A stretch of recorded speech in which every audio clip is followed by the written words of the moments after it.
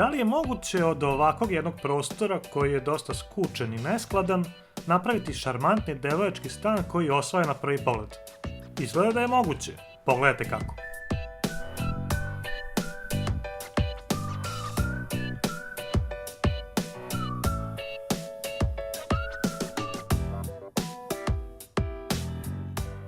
Dvosoban stan u novogradnji od jedva 40 kvadrata sa pridruženom kuhinjom u dnevnom boravku bilo je potrebno srediti tako da ne bude samo funkcionalan i ugodan za boravak, već i da osvoji srce Nevene iz Novog Sada koja je znala za njegove mane, ali i prednosti.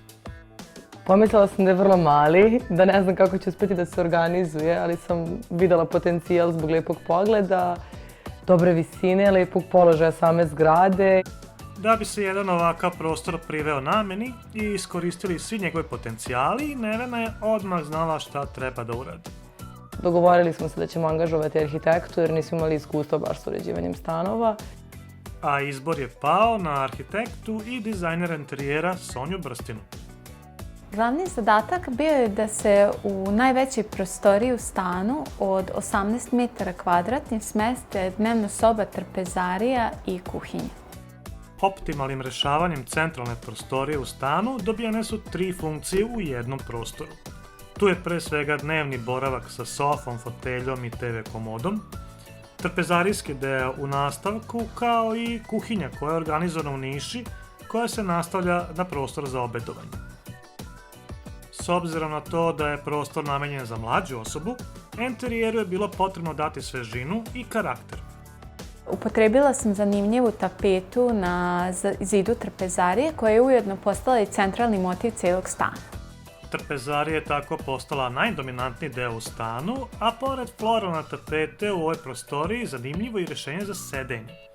Nisam videla dosta stanova koji imaju, na primjer, klupicu na kojoj može da se sedi. Smatrala sam da to nije toliko praktično, udobno i tako dalje. Međutim, kad sam sela, shvatila sam da je dosta udobnije čak i od sedenja u stolici. Za trpezarijski sto su pridružene stolice, ali i nesvakidašnja klupa sa jastucima na zidu kao naslonom za leđa, koji su okačeni o metalnu šipku i koji se mogu podešavati po želji. Tako je uspostavljena zona za ručavanje odmah do kuhinje. Trpezariju od kuhinje sam odvojila pokretnim paravanom izvedeno od MDF-a i stakla koji može da se otvara za potrebe čišćenja. Orijentacija je bila takva da je najveći zid bio najbolje mesto za televizor. Ipak, kako je prostorija mala, nije bilo dovoljno prostora za veliki komad nameštaja. Da bi ga učinili ovu površinu interesantnim, postavili smo zidne panele. Na lijevu stranu smo smestili LED traku, a na desnu vertikalne police pod kosinom. Na ovaj način dobijen je jedan komad nameštaja koji ne ulazi previše u dubinu prostorije, pa samim tim ne deluje napadno, a prostor je pametnije iskorišćen. Sada kada pogledam, prostor je bolje iskorišten nego u stanovima koji su dosta veći. Preko hodnika, u kojem je pored plakara smeštena i klupa za obuvanje sa ogledalom naslonjenim na zid, dolazi se do spavaće sobe, koja također nije obećala na prvi pogled.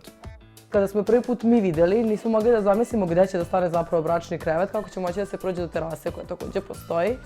Spavaća soba je također dosta uska, širina svega 2,5 metra. Upravo iz tog razloga moralo se pažljivo osmisliti svaki centimetar. Postavili smo krevet bez oboda, a za uzglavlje smo iskoristili samo univer ploče koje smo direktno vezali za zid. Ovakvim rješenjem dobijena je najmanja moguća dužina kreveta, čime je ostvaren prolaz od 50 cm do terase.